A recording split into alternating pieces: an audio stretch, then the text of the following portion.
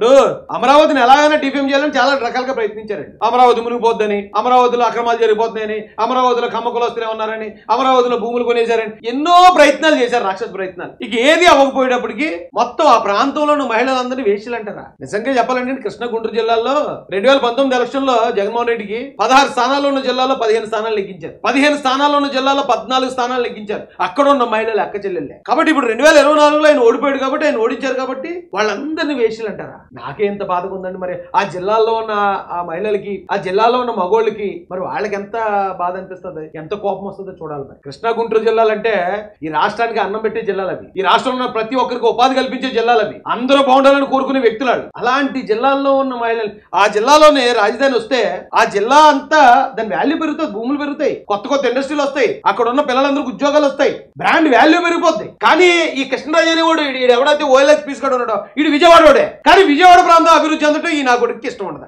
విజయవాడ ప్రాంతాన్ని అభివృద్ధి అడ్డుకోవాలంటే ఇక్కడ వేశ్యలు ఉన్నారు, దొంగతనాలు జరుగుతున్నాయని అక్కడ ఉన్న ప్రజల మీద అలా విషమన్న చిమ్మేస్తాడు. కానీ ఆ ప్రాంతం అభివృద్ధి చెందడానికి అక్కడ ఉన్న వైసీపీ నాయకులకి ఇష్టం లేదు, ఆ ప్రాంత నాయకులకి. ఏమిట్రా, ఏం కర్మరా ఇది, నాకు అర్థం కాదు.